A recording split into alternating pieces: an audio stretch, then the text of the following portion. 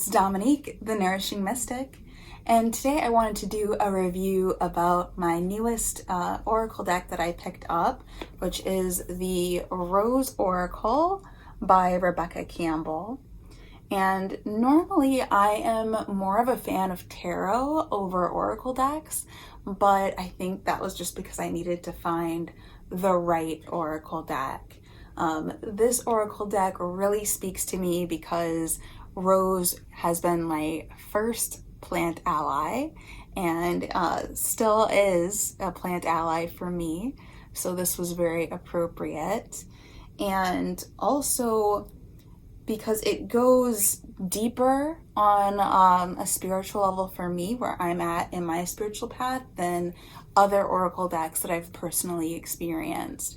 I love that this deck really has an emphasis on not only the rose as a plant ally and a spiritual ally, but also the rose's connection with the divine feminine, the emphasis that we are nature, not that we're just in nature or a part of nature. Like, no, we are nature. And we do have the divine within us.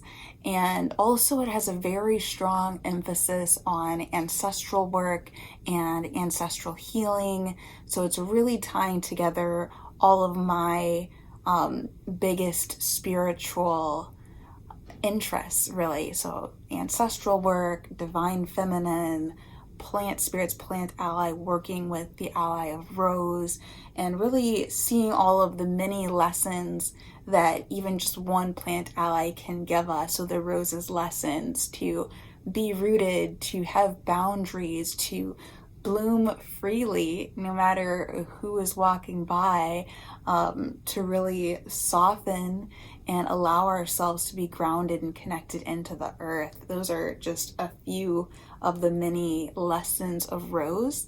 And I'm sure the more I work with this deck, the deeper I'll go into what Rebecca calls the sacred mysteries of the rose. And we'll see it comes in this very sturdy box, definitely a unique box, and she explains the reason why her box looks like this inside the book.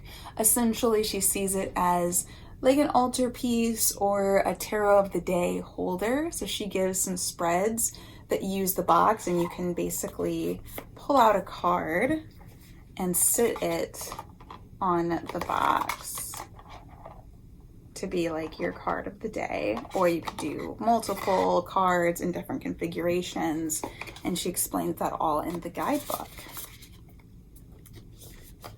And I did also enjoy the guidebook. It is one worth reading, like actually sitting down like a book and reading through it, because the beginning she explains her inspiration for the deck, and she explains the research that has gone into creating the deck, gives you some background, some history of the rose, all of the rose symbolism throughout time, throughout different spiritual practices. And even when she has the meanings of the cards, she relates them back to all of their previous uses, like in mythology and in history. So whereas most cards, I definitely would read them intuitively, see what I get from the card. And for this deck, I probably will also be looking back at the guidebook just for her additional information that's really helpful and useful. So I enjoyed, the rose in myth and legend, the ancient roots of the rose, but I specifically loved her passage on returning to the garden. So she says, if we track it back far enough, we'll find earth-based indigenous traditions in our ancestry, wise ones who tended the land and showed reverence for the sacred woven through it all. And despite the tragic harm caused by colonialism and patriarchy, there are still indigenous wisdom keepers, living and past, who hold this thread and sing us on. May we protect, support, and revere them. May we listen deeply to their song. The plants, trees, flowers, and stones also carry on this lost wisdom. Through working with the plants such as the rose, we can return to the earth and reach back to our ancestors, the ones who didn't forget. And when we do, there's a possibility we'll discover that they too are singing us on. For a majority of us, the ties with the ancient earth traditions of our ancestors have been severed by colonialism and the invasions of the church. Worship of the earth as a living goddess and great mother became forbidden and in many cases forgotten. Reverence for the sacredness of the feminine and the earth became dormant due to persecution and silencing. In many parts of the world, healers, shamans, medicine people, midwives, and those who worked with the plants to heal were persecuted and their wisdom work forbidden. Tragically, some lineages have been lost, but in the plants, they echo on. Still, after all of this time and all the harm done, nature cradles, heals, and calls us to return to her. The trees, the stones, the plants, the flowers, now more than ever, nature is calling for us to remember her and weave the sacred back into our everyday lives.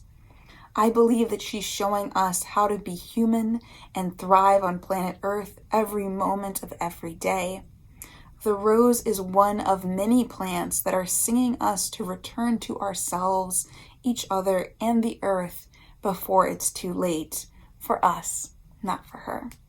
May we hear, embrace, and heed her call. So that's one passage of many, just to give you a preview of the deep wisdom that's in this deck.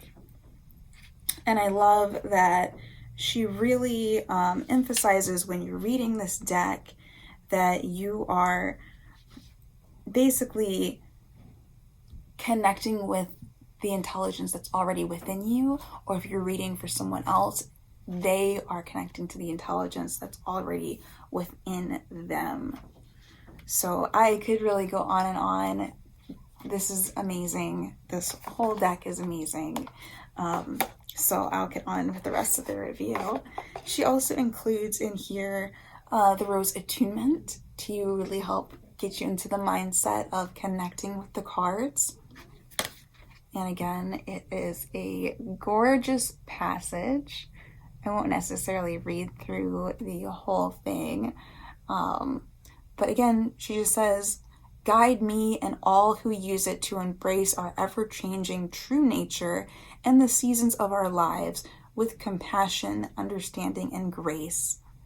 Show us how we can plant ourselves here more deeply than ever before. It's just beautiful. All of the writing, everything included with this deck is beautiful. If I have any criticism, and this is not on Rebecca's fault, but just in the publishing, I did receive my deck like this, so it came kind of curved. I'm still going to use it. I don't think that's a huge problem, but just showing you all what to expect when you get with the deck. And of course the card stock, which I actually think is really nice. I think it's a nice thickness. It shuffles pretty well. I do a wiffle shuffling. I don't do the shuffling, like this. I actually put the cards in between each other like this, and it works well enough for me. They are big cards. If you're not familiar with Oracle and don't use it as much, like I really don't use it all that much, they are huge. So you can see the card is like literally the size of my hand, like my entire hand. They are big cards, but they needed to be big to really get all of the detail of imagery within them. So I'm not mad about that. It's just maybe if you're used to smaller cards, or for me, I have very small, very petite hands. That part might take a little bit of getting used to, but I think that is a minor thing to deal with. But other than that, I do feel like the cards are very high quality in terms of their cardstock and in terms of the texture of the cards themselves. And of course, they have beautiful energy. And I'm going to do a flip through so you can see the beauty of each individual card. But one caveat I must add is that these cards are more beautiful in person. Like, for some reason, in every photo and every video, they seem washed out. It seems, you know, like everything's kind of blended together, and the colors are very light. But when you get them in person, they are so much more beautiful in person. They are definitely the kind of card that you really have to gaze at for a while. Because when you look at a video flip through, you might see like, okay, here, there's 3 women, and you think, okay, that's it, that's the message of the card. But actually, you see where they are. You see a depth of detail in the layering of each image, that every time I look at these cards, I see something new. And that's super exciting to me, that this is a card that you can gaze in, that if you kind of squint and soften your gaze, you may notice new things, new patterns, new little minute teeny details, so small that it's hard to point them out in a video, that are in the card. Let's say, for instance, this card. In here, you see a DNA double helix right in that detail. But if you were just looking at the flip through and not having the card in person and not really gazing at it, you might miss small extra details within it that could enhance your reading of the card itself. So I think that's really beautiful, that you can tell in the art there's just layers and layers and layers of imagery that build up to the overall card, the overall vibe of the card. So when I do the flip through, do keep that in mind. It is far more beautiful and more saturated and more detailed when you can actually hold them in your hands and see them in person. All right, so here's the flip through.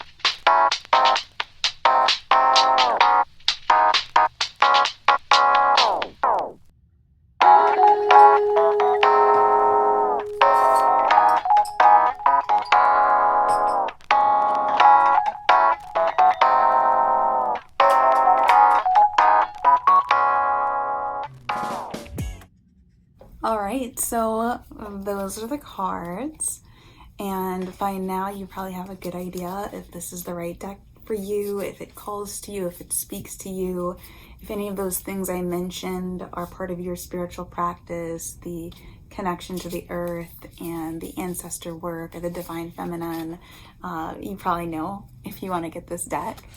But I also wanted to share my personal testimony about working with this deck. I've only had it for a few days. I got it on Tuesday and I did the activation with Rebecca on Wednesday, which was beautiful. And I went to sleep with the deck near my pillow that night and woke up and had such an indescribable spiritual awakening that morning after sleeping with the deck. That feeling of all of the spiritual work and insights that I've had over the years coming together and integrating on a deeper level.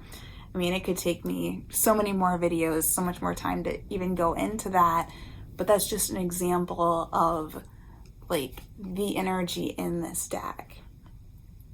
And this may be a little too woo-woo for some people, but I do feel like there is an energy to these cards that when you do sleep with tarot decks that you can get wisdom from them in your sleep. Like you will have dreams that are significant, especially if you sleep with maybe even just one particular card. You may get the message from that card in your sleep. And in this case, you know, working with the divine feminine, working with Mother Rose, I believe that she will communicate wisdom messages to you even just by having the deck nearby when you're sleeping. And that was just one of the experiences that I had. And I could also see some of these cards being very useful for magical work. Like if there's a certain area that you need help with and you want to include a card as a part of your spell or as a spell focus, you know, let's say healing, you might just use one of these cards for that use as well, or to have one of the cards be your focus during meditation and then just see what comes up for you. For me, these cards are reawakening my desire to go deeper into my exploration and my experiences with Rose. I am surrounded by roses all over my home, and I am just going to be making a lot of things with Rose, so look forward to seeing that in future videos. I want to make rose candles and rose infused overnight oats and rose lotion bars, rose incense, you name it, I'm gonna make it to just experience rose on a deeper level, making rose hydrosols and just really letting myself be immersed with it while I also go through this deck. So again, I'm assuming if you get this deck, you're probably a fan of rose. It's a great idea to also be burning some rose incense or spraying some rose water around your space. Like doing those practices also will help bring the messages of the deck home for you as well. So that's really exciting to me. I'm really excited to see what my explorations into rose ends up manifesting in my life and what it's able to heal for me on my healing journey. I think there's a lot to offer here in this deck in terms of personal healing, ancestral healing, obviously self-love, self-care, just on so many levels. I can't say enough good things about this oracle deck. So thank you all for watching. If you made it to the end of this video, I'd love it if you left me a comment. Let me know what you think about the deck, whether it's for you, whether it's not. You know, just let me know that you made it here. Just leave a heart to let me know that you watched it. I really appreciate it. And I hope that you have a good rest of your day or night or whenever you're watching this. Blessed be.